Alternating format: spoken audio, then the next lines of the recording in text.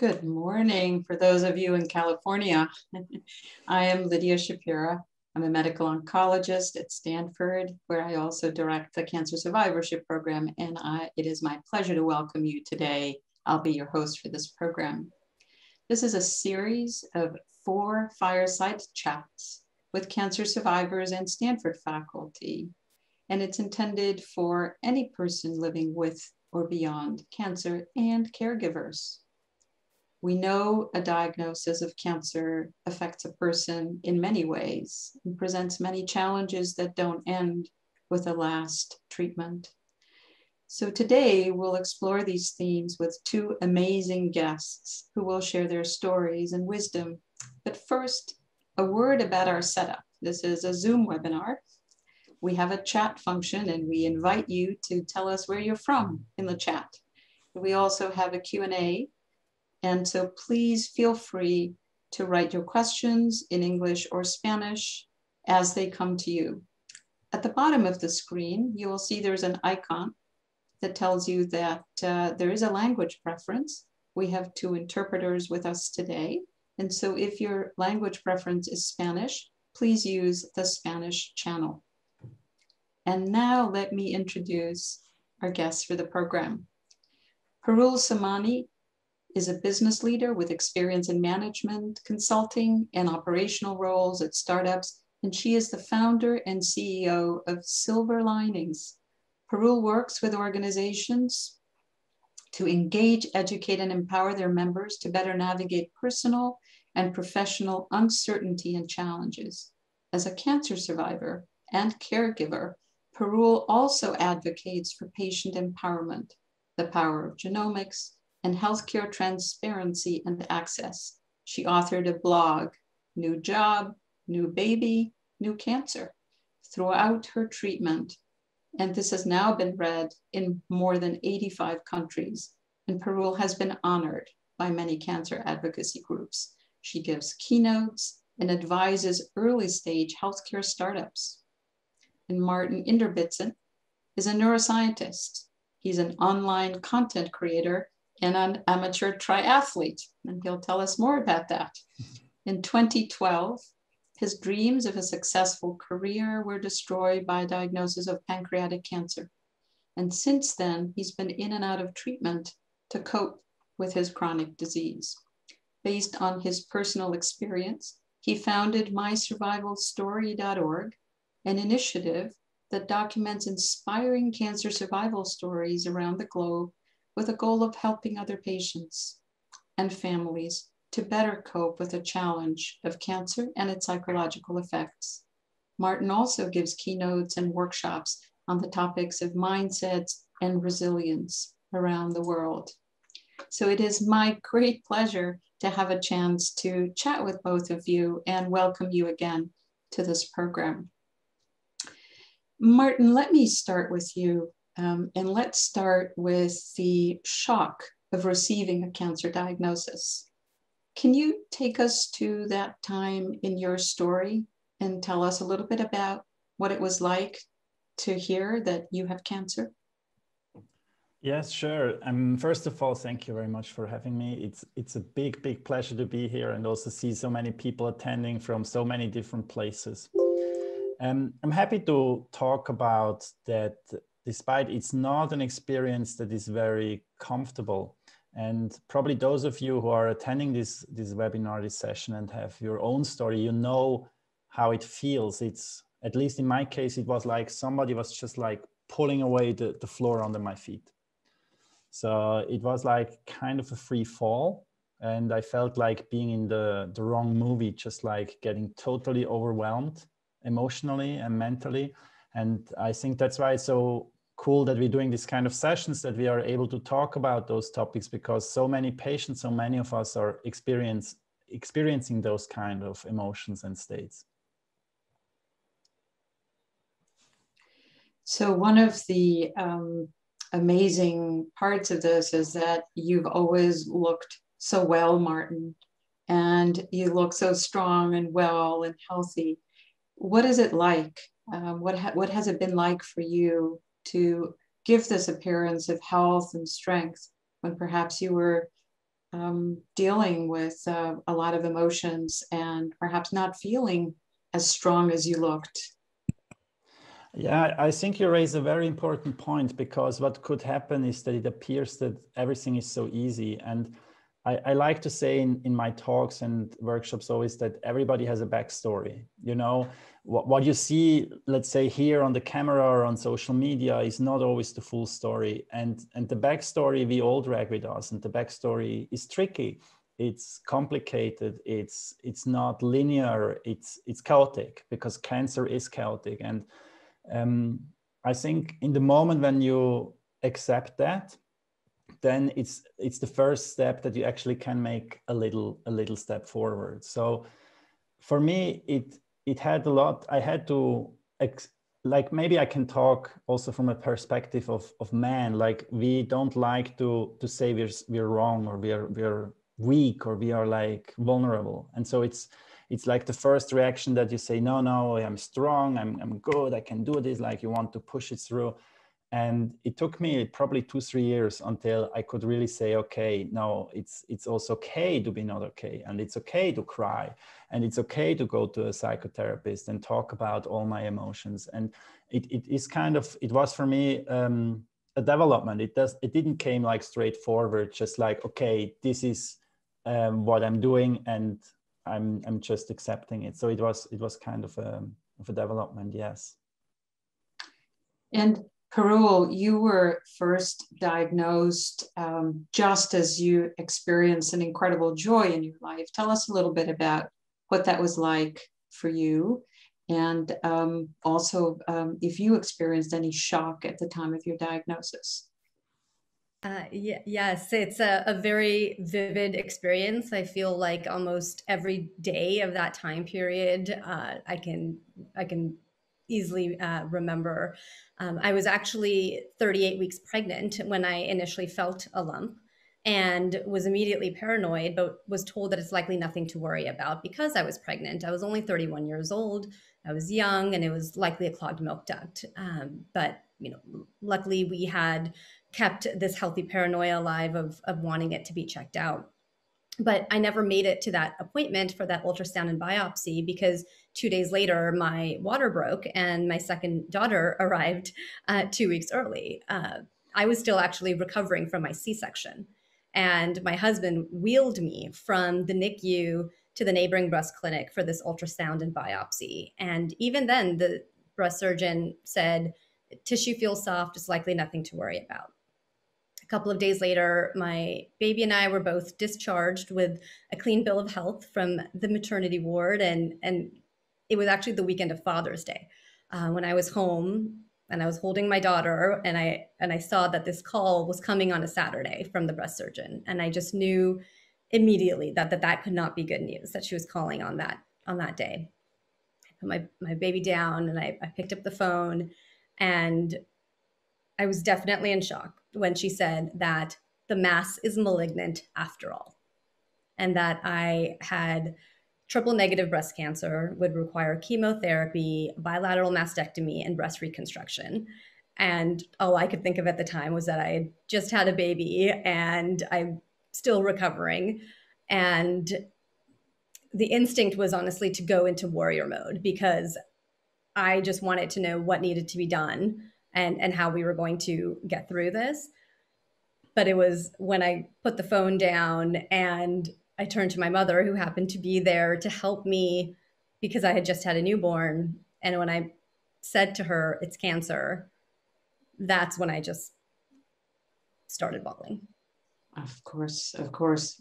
That's an amazing story, and one that is so incredibly moving. So, if you can bear to share with us, tell us a little bit about how you went from that moment of having sort of everything that was normal and joyful sort of collapse around you, and then sort of organize yourself to stay calm and face this new existential threat that was cancer.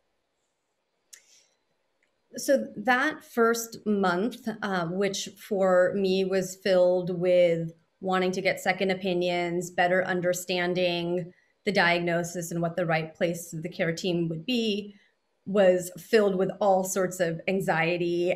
I was still trying to wean as I was trying to go for MRIs so we could fully properly understand the staging of the cancer. So that period was definitely very, very difficult, as it would be for anyone.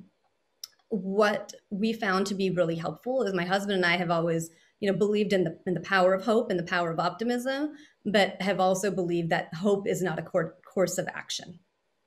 And what empowered us during that month and going into the start of treatment was feeling like we were now taking action to do something about it, whether that was getting the second opinions, doing our own research, understanding what questions it is that we need to ask.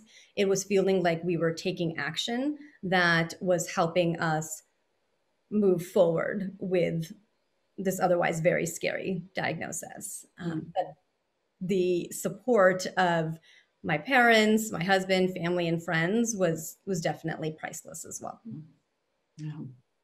And Martin, if I remember, you're telling us your story, you immediately needed to connect with something that was aspirational to help you in this incredible moment of having your life also crumble as a newly minted PhD neuroscientist, all of a sudden being told you have pancreatic cancer. Tell us a little bit about what happened in that hospital room.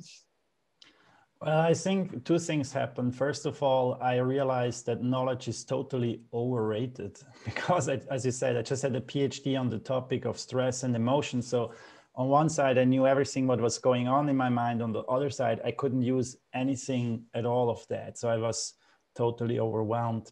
So that was the first thing that happened. The second thing that came a bit later, some weeks in the treatment in one of my first chemo, that I asked myself really like, okay, what do I want to do when I get here out alive? Because obviously when you get faced with cancer and pancreatic cancer, you think about, okay, maybe I'm not going to make it. And so I thought about the most crazy thing that I could imagine. And I signed myself up for a triathlon out of the hospital room. Now, I have to add two things. First of all, I didn't do any triathlons before, so I was not into this kind of sport. It was just like trying to do something totally crazy outside of my comfort zone. And what I also want to add is this was like my way of coping with my fear. And then coming back to this backstory, it seems like, oh, okay, Martin is doing this triathlon, it's amazing, like this marathon or this let's say, Hollywood story. But in the end, the deep motivation to do that was fear. I was really scared, and it was my coping mechanism that I was like this, let's say, macho approach, like this man approach. Okay, I'm gonna be strong, and this was something that was helping me and definitely activating me. That's for sure. Yes. But it's interesting to have the two of you. You're like bookends. Here's Parul in her most feminine, maternal part, just having given birth, faced with the same existential challenge, and you are there, sort of saying, "Hey, you must have believed your body was capable of doing this, right? Or you wouldn't have signed up for a triathlon." So tell us, both of you, tell us a little bit about that energy. That where did you find that energy, and what sustained it along the way for those early months? Starting with you, Parul.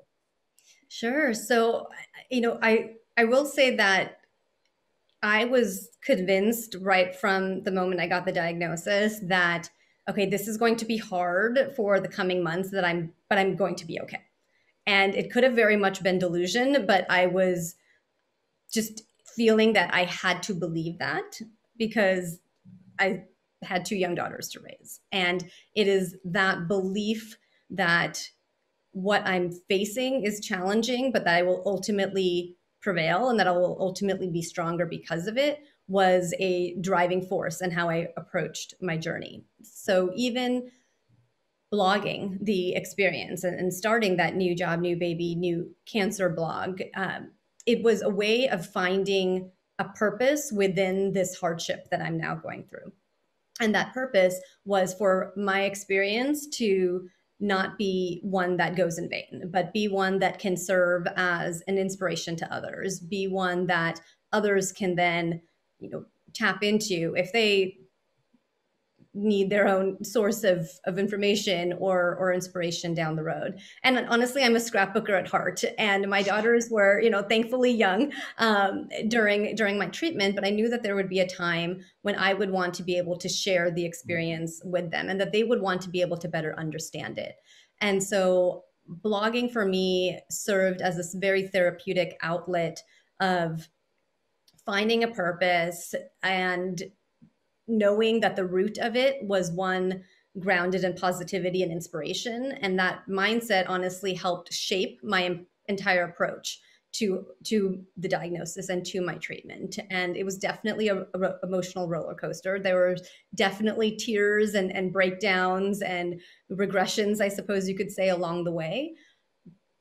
But that overriding emotion of positivity and that I'm going to thrive from this, it was a great source of energy. So before I turn over to Martin, roller coasters are sustained by supporting beams. What were your supporting beams in those early months of your cancer experience? A very strong support beam was my family. My husband was my immediate rock when it came to helping quarterback the care and care for my daughters, but also my mother and father, who were, here to help with the newborn, but that quickly turned into a one-way ticket. And they, my mother was the mother to my newborn that I simply couldn't be at the time.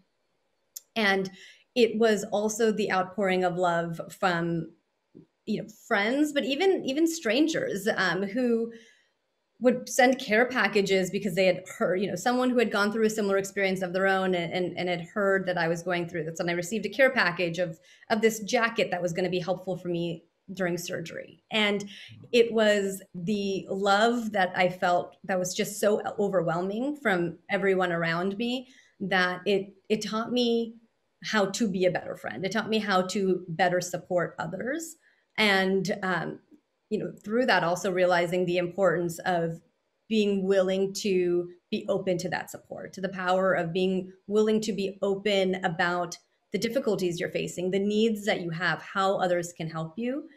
That openness definitely, strengthened me from all the support that I received from friends and family. They were very strong beams. And that openness, in a way, means you're also sharing or exposing some of your vulnerabilities. And I'm pretty sure that's not what they taught you at Harvard Business School. I've been asked a lot about vulnerability and how, isn't it scary being so open and vulnerable with your hardships? And I've said that the more vulnerability I've shared with the world, the more the world has embraced me in return. And I've only found love and strength from sharing my hardships and sharing my vulnerabilities that, there's a lot of power that can come from that as well. Turning it over to you, Martin. I totally agree. I'm so thankful what you're saying and sharing, Parul, because sometimes we come to this idea that we should be strong, and that like showing strength is like something that needs a lot of courage. But I think it takes actually more courage to show weakness or vulnerability, and showing okay, I did a triathlon and showing a finisher picture. Yeah, that's cool. But it takes actually more strength to go on stage and cry in front of a crowd and say, hey, look, it's really hard. It's really hard sometimes. And I'm also just human, and it's part of the human experience to go through cancer. And I think there is a lot of strength in that. And we can actually get out something of it, an energy or something that connects us on an empathic level if you are able to share that. So it's very, very nice what you just said. So in thinking about your own emotional roller coaster and the fact that there are support beams that hold it up to prevent it from crashing, what would you say were your support beams, Martin? And what are they now? Yeah, definitely family, friends, and loved ones. I mean, this is like really something that helped me a lot. also going through the treatment, but then also going through the triathlon. I did the triathlon with my brother and one of my best friends. And this was very symbolic that they were like running and sweating and suffering next to me. And so definitely this helps a lot. I think what's interesting, somebody was putting a question in the Q&A, like that sharing that music helped him or her a lot to go through it. And I think what's really important when we go through such an experience to find out what is actually working for you. I mean, I give you an example. One of my chemos, I realized the chemo protocol was very annoying. It took me like 6 to 8 hours in the hospital before I could go home. And so this is not a nice day at the hospital because you're slowly getting really like nausea and sick. And so what I did, I took with me my laptop and like some comedy shows, which sounds like strange, but it helped me a lot to distract my mind and just like not thinking too much about what I'm going through, but like to laugh and to like focus on something that is distracting me and has some uplifting beat. Like finding those kind of resources. Today for me, it's definitely sports. I love it. I like to move my body. It gives me a good feeling and a feeling of safety. And of course, going to the nature. I mean, I live in Switzerland. I love the mountains. I love sailing. Going to the sea makes me really connected. So these are definitely resources that help me a lot. So let's talk a little bit about your relationship to your body and your physical symptoms. We also think about, for women especially, hair loss during chemotherapy can be very traumatic, and there's a symbolic scenes of loved ones who shave their head in sympathy or solidarity. For men, it may be, loss of muscle strength or other things that are really very, very confronting. How did each one of you deal with the unpleasantness of the physical sensations of either cancer or cancer treatment during the time that right after you were first diagnosed? Parul, I'll turn to you first.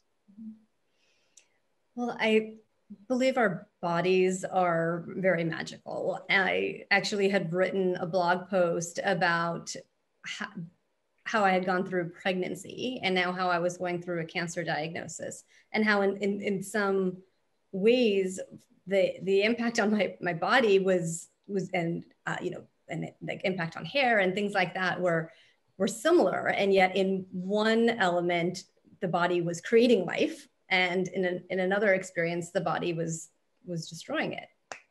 And when it came to the side effects and it came to the hair loss, I wanted to approach those with trying to find moments of empowerment.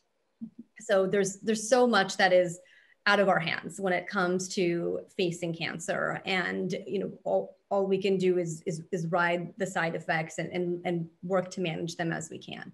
But when it came to hair loss, that's something that I knew was going to happen, and I didn't want it to just be one more thing that was happening to me.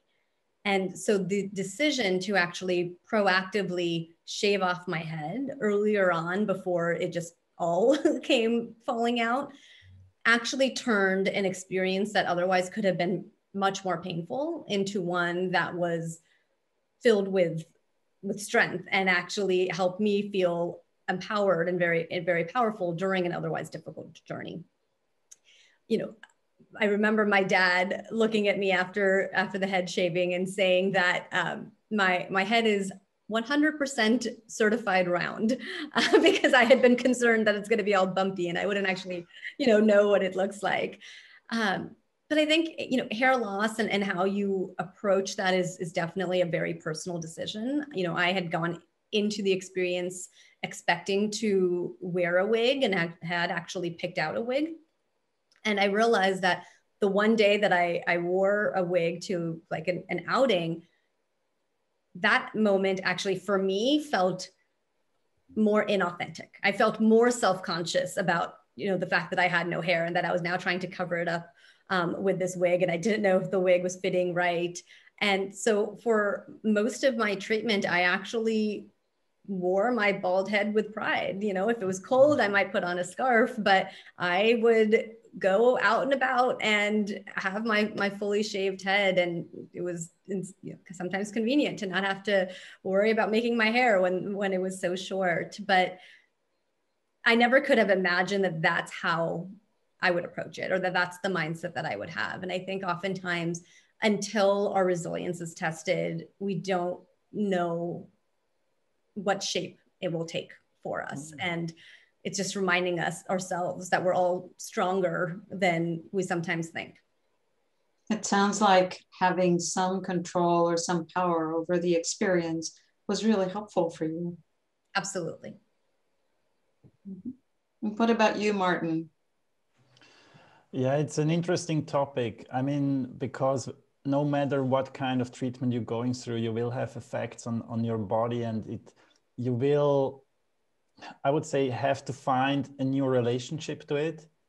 I mean, no matter if you lose your hair or you lose a breast or you lose like a part of your body or you get big scars, there is just something that makes you feel humble again, and realizing, okay, now it's not up to me. Now this will stay for the rest of my life, and I have to accept it somehow. And also realizing that your body needs time. It needs time to heal. So this was for me a big learning, that at the beginning I just wanted to push too hard and not accepting it, and to actually to learn to slow down and realizing, okay, let's say me and my body, we are in this together. Like if I push now too much, it will not like be beneficial in the long term. And realizing, okay, now it's the body who is actually dictating the tempo, or like what I'm able to do and what I'm not able to do, and I just have to follow the body. And this was a very interesting learning, and I definitely have a new relationship to my body today. I adore it in many ways, like because it went through so many surgeries and chemos, and it's still here and it's still recovering. And my last surgery, I had the fastest recovery ever, despite it was the biggest one. And so I'm like, whoa, how is that possible? And I think it really taught me a new kind of relationship, or let's say love or self-love, for this magic thing called body, and like what it can do. So Martin, can you talk a little bit more about that self-love, or I'll call it self-compassion, how you can be in a place of such utter vulnerability and sort of turn some of this very loving energy sort of inwards? Tell us a little bit more about that. Yeah, with pleasure. It was not something that came intuitive to me. It is something that I developed over the last 8 to 9 years, that I just became more and more sensitive to like shifting from, let's say, a mindset of I have to fight this, like fight against my illness, fight against cancer, and realizing, okay, I have to, or I can relax into it, I can hug it, I can like approach it with more softness. And that doesn't mean that I'm weak. It just means that I'm able to actually accept what is, and I'm not losing energy, because I realized I lost a lot of energy with just like fighting it. And actually hugging it, or having self-compassion, is, once you get into it, it's a wonderful energy source, or a source of like empowerment. And it is not something that came intuitive, but like step by step, I managed to just cultivate it more in my daily life with small little things, like what I eat, how I sleep, how much I work. I work very consciously. I make sure I don't experience like stress. I think it's really, really dangerous for the body. And so I make sure that I don't overtake it, because I know it's a long game. Like if I want to stay into this, I really have to become a good team member, me and my body, and like taking all this into the equation. Yeah. I'll let you think for a moment and turn to you, Parul. You have spoken very openly about your experience as a receiver of care, and then as a caregiver for your own mother when she had cancer. Can you reflect a little bit on that, and on the switch from receiver to giver of care, and how your own experience informed your caregiving? Absolutely. So the reason I was paranoid when I had first felt my lump in the first place was because I had had genetic testing done. And I had learned before that I have a mutation in the BRCA1 gene, which would give me a heightened risk of both breast and ovarian cancer. And over time, I was trying to convince my mother to also get this genetic testing done to understand what her risk might be and what proactive measures we may need to take. And along the way, we did in fact confirm that she too carries that mutation. And, she had had early onset breast cancer in her 30s. And so was already very proactively managing screening for breast cancer. But it was ovarian cancer that I was concerned about because it more than 85% of the time is identified at a later stage because the screening methods aren't as effective and it is harder to diagnose earlier on.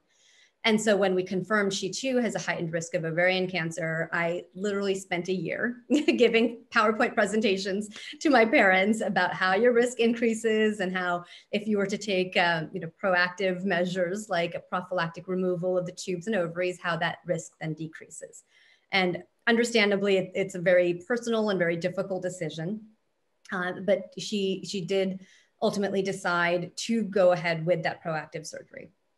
And, she actually came, flew down to California, came to Stanford for her treatment and, or for her surgery, which was, again, meant to be preventive. And we had thought that it had gone perfectly fine. A week later, we got the results saying that the biopsy on the removed organs actually showed that there was already cancer growing in the tubes. Mm-hmm. And that we had just miraculously caught it at stage 1 when it is still treatable because we had gone in for this preventive surgery. And it was so high grade that had we even waited a few months, until the end of the summer, it would have been spread all over. Now my mother still had to undergo additional surgeries and chemotherapy, but her prognosis is as strong as it ever could be.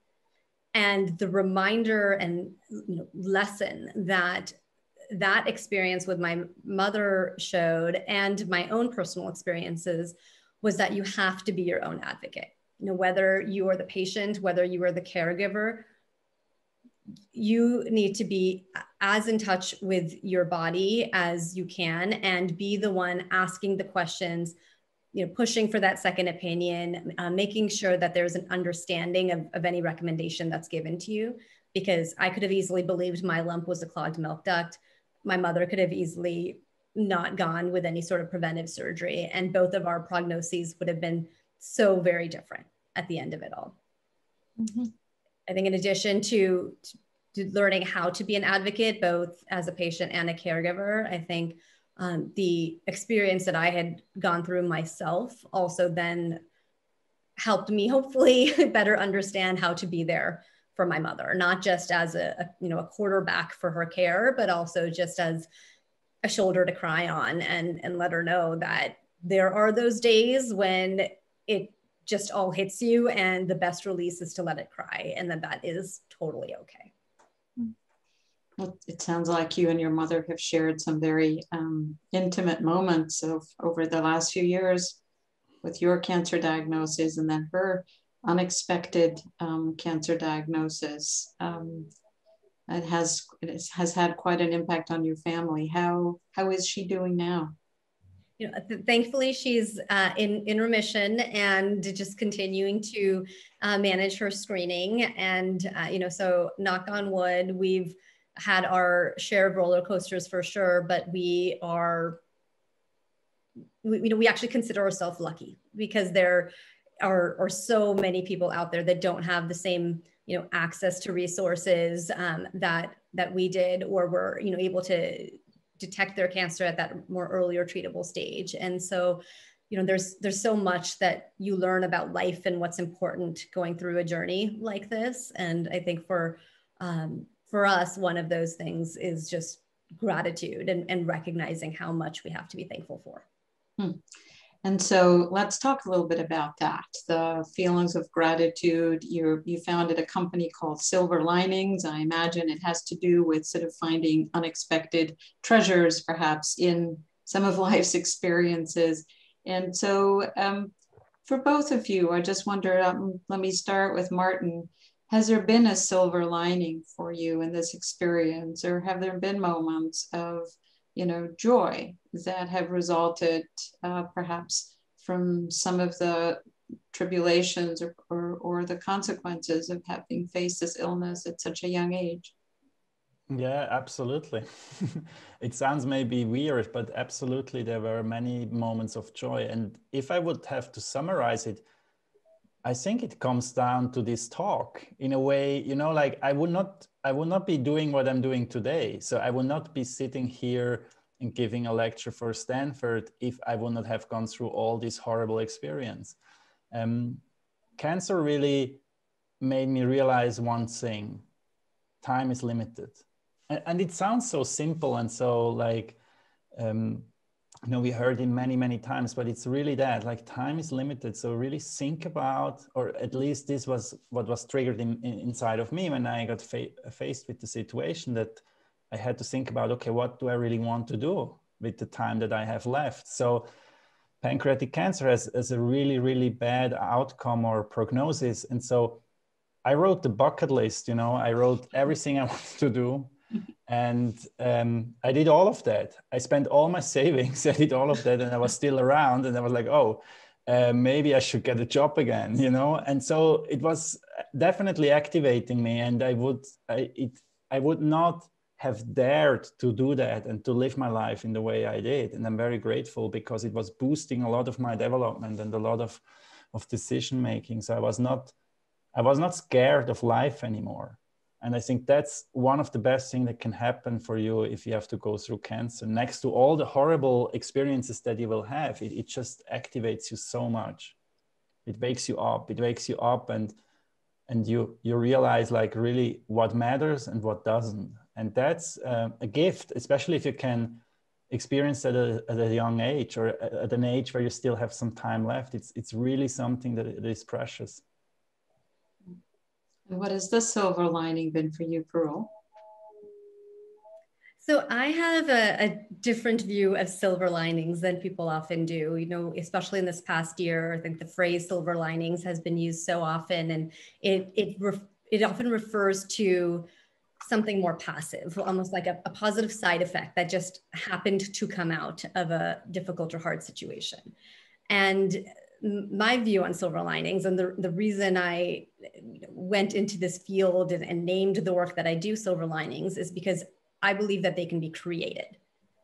And my slogan is, designing silver linings, because I believe that with the right mindset and with the right advocacy and with the right sort of openness to opportunity within a time of hardship, you can actually create those positive outcomes for yourself.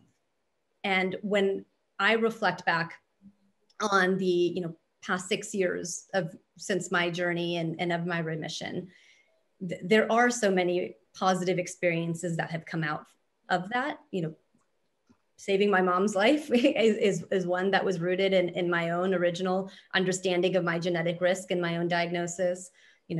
There's a whole other story of how we managed to restore my dad's hearing by getting his diagnosis corrected, through resources that we were only given access to because of my own diagnosis. But these are all outcomes that they didn't just happen. They were created by advocacy, right? Like, continuing to understand what is important, what is now an opportunity, what is a resource we now have access to because of this hardship, but that could be helpful in a different situation. And so, yes, there are a number of silver linings that have been created out of my hardship.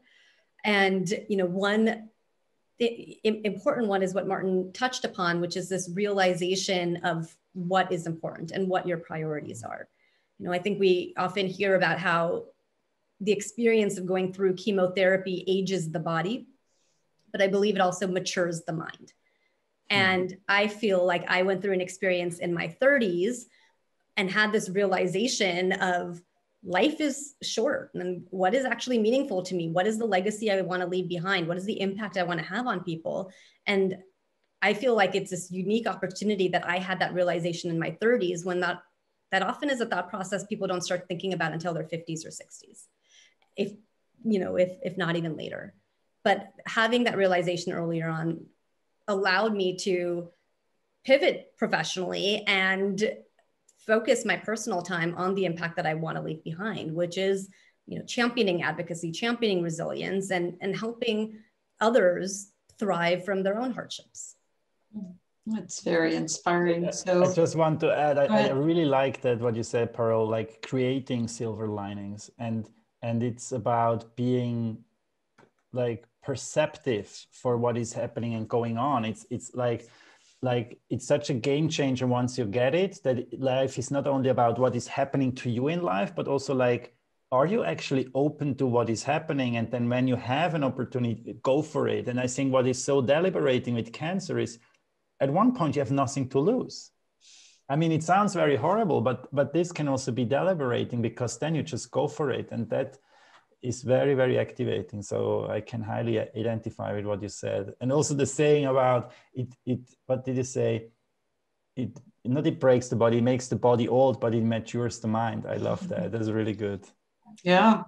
So we have a lot of people joining us in the chat from all over the world, not only Palo Alto and Burlingame, but Tampa, Florida, and Atlanta, Georgia, and Oxford in the UK, and Oslo in Norway, and somebody in Zurich, probably your best friend Martin, and somebody in Berlin and in Cologne. So we have a lot of Germans.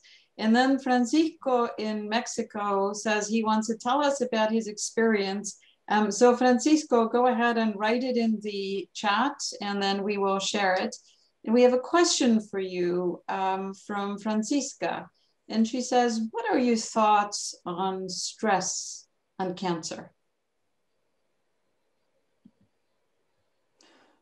Yeah, I mean, I can go first if you don't mind. I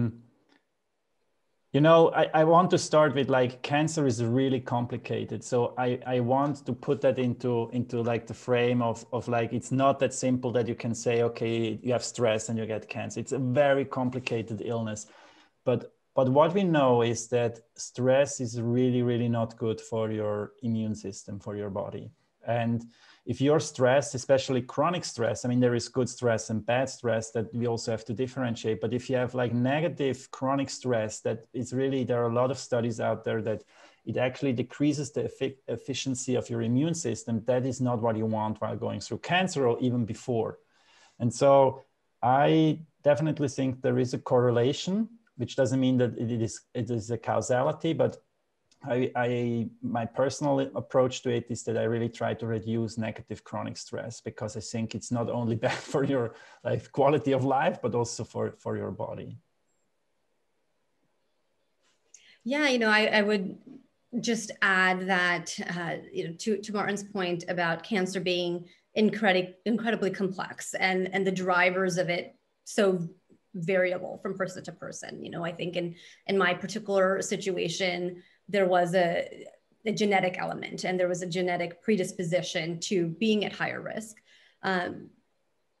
For I think like 80%, I'm not a doctor, but I think for like 80% of cancers, it's more sporadic. It's more and based on just environmental elements. And so, I think there's a lot to be said about the products that we use and the impact that those have on our body, and study that needs to be done and understood around their impact and relationship to cancer. When I think about stress specifically, I would say definitely join the next session that we're having, which is all going to be about managing stress, and the next two sessions rather on understanding mindsets and how to manage stress. And part of it is the mindset that you have about stress, and like Martin said, where on the spectrum does that stress fall? Because stress can be beneficial and it could energize you and help you perform in crunch time. But if it's the other end of the spectrum where you believe it's going to have all of these physical ailments to you, then yes, it can be incredibly harmful. And being able to understand how to shape that mindset and how to manage your stress levels in your life so that they are, you know, are encouraging to you or beneficial to you. It's the same about just whether it's negative relationships, you know, negative career, you know, if you have that luxury of choice, then being able to surround yourself with positivity and manage that negative stress is critical for all of us. So Anna has just asked a question that has been on my mind as well. And we know that fear of cancer recurrence is very difficult to bear for many who are cancer survivors. How have you each dealt with these fears? I imagine they've bubbled up now and then. Martin, do you want to take that one first? Yeah, sure. It's a very good question. It's a very important question, and I love to answer it or like share with you my personal approach to it. So I start with the fact that we have to understand that fear is the most human basic emotion there is. Okay, so fear in our brain is so hardwired that we should avoid or like give up this notion of like, okay, I get rid of my fear, because cancer is a threat and it's about living and dying. So of course you're going to experience fear, and you're going to experience fear of recurrence. And once you get that into place, you can maybe approach the whole situation from a different angle.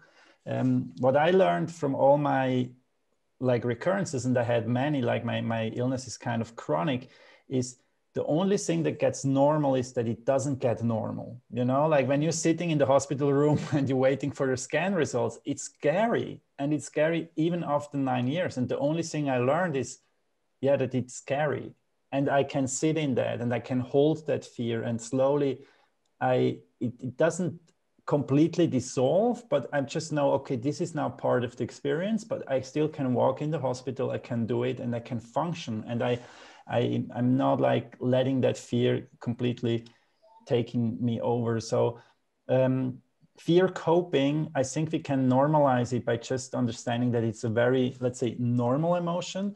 And often people say, or have a misconception, say, okay, there are like good and bad emotions, and emotions are not good and bad. Emotions are comfortable or uncomfortable.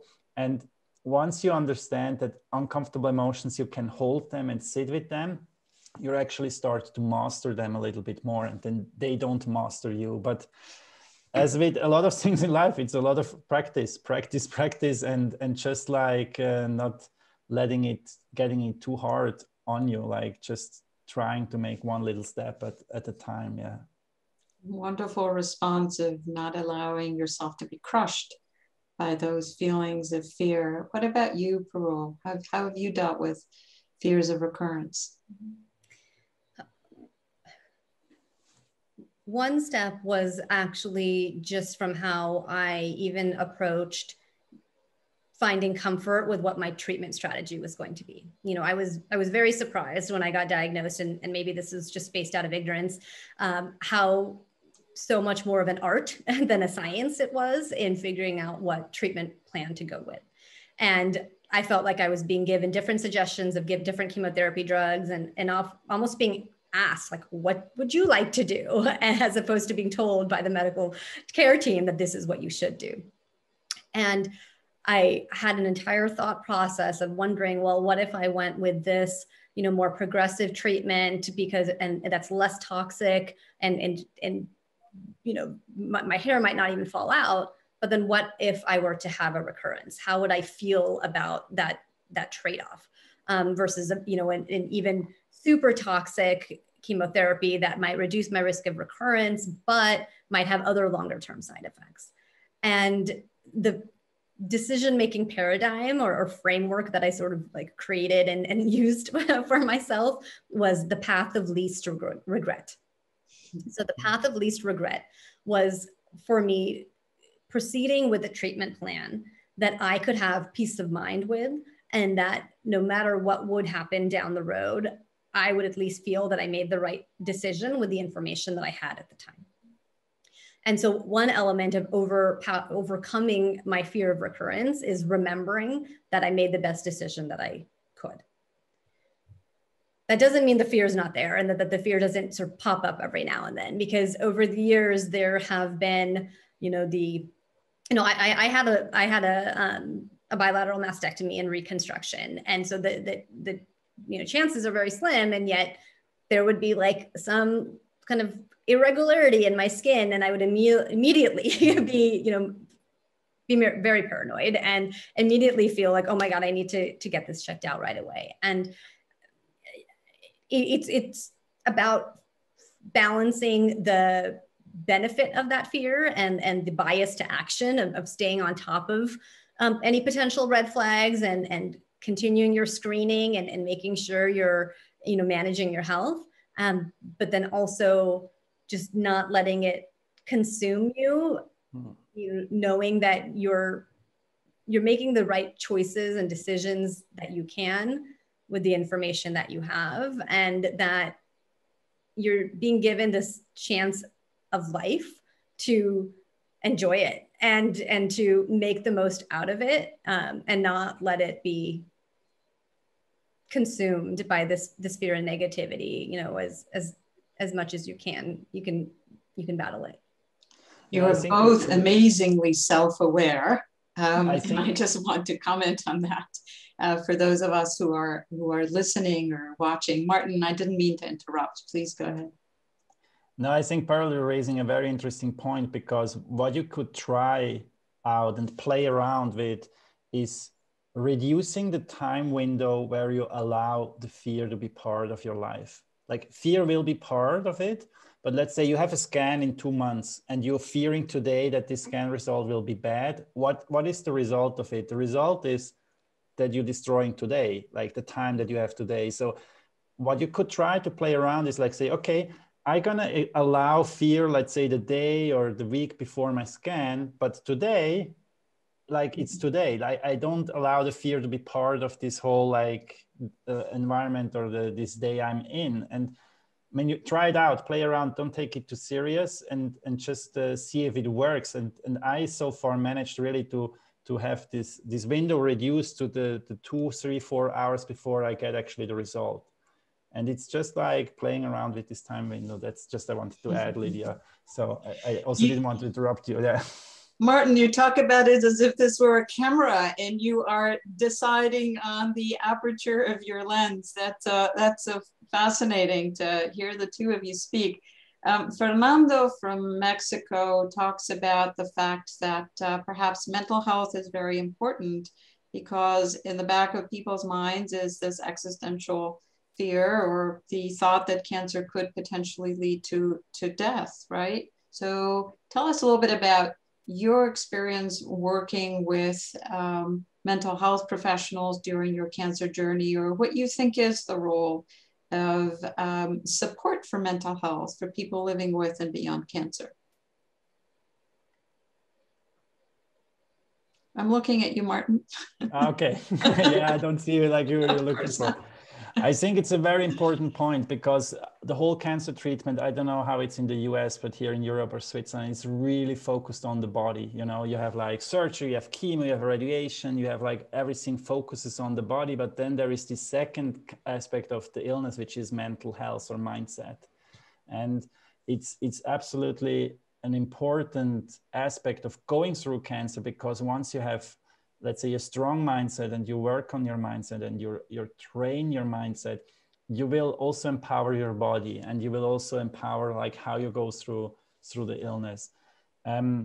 What my experience is that people like can understand that you can train a mindset. It's not like when you look at Parul and me, and you would have made this talk, let's say 10 years ago or 8 years or 5 years ago, you would have had other answers from us. So we got a lot of training, like we didn't sign up for it, but like a mindset and resilience is not something that is just in our DNA. It's something that we can actually build up step by step and making it stronger. And I think that can be very motivating, like maybe you are now down and you cannot like handle it. So give yourself a break. like allow yourself to recover and then take it from there. And like every day you can like get a bit closer where you want to go. I don't know how it was for you, Parul, but this is like my experience. No, I think when it comes to mental health and mental well-being, they play a very powerful role, not just in our neurological and behavioral sense, but also our physical health, and making sure that we're nourishing those, whether going through a diagnosis and a treatment or, years beyond that, is incredibly important. And I think part of it is being aware of what your own personal needs are. And if the need is to speak with someone and to be able to talk about your experiences or your feelings, because even I experienced that when I was like actively in treatment. Everyone's asking, right? Friends, family, everyone's asking, like, how are you doing today? And how was the past week? But as soon as I went back to work, and as soon as the chemotherapy was over, even the surgeries might not have even been over yet, and the personal impact to me definitely was not over. But as it externally appeared that I was now returning to this new normal, those questions stopped being asked. And it's not that I necessarily had a problem with it. Obviously, we all move forward, but that doesn't mean that I wasn't finished talking about it. And so I think part of it is being aware of, of recognizing that it's okay if if help is needed, being willing to seek that help, and when it comes to mental well-being more broadly, that there are tools, there are skills that can be built up. There are steps to building up your own resilience and your own mental well-being. And part of that is just being aware of what energizes you, how you can channel your thoughts towards what you have to be thankful for, and practicing that positivity and practicing that gratitude. And so it really is variable in regards to where on the spectrum of mental health and mental well-being that we're talking about, and whether external help is needed or it's something that can be worked on internally. But they're incredibly important for both our physical and spiritual selves. So we have 1 minute left, and I wanted to give you each an opportunity to just make a final comment, and then we'll close it, and hopefully we will be able to meet again in a couple of weeks. Go ahead. Parul, why don't you go first? Sure. I would like to start off by just thanking you for creating this forum and having us, giving us the opportunity to share our stories. I think there is so much learning that can come from experience sharing, and hopefully opportunities for inspiration to help others that are going through their own hardships. And I would just want everyone to walk away with knowing that they are stronger than they might realize, and that every hardship is an opportunity to create their own silver lining. And I wish you all the best. Thank you very much. Martin? Well, I think I would just add a little reminder that helped me a lot in the dark days, that I ask myself, what is the smallest step that I can do today so I feel better tomorrow?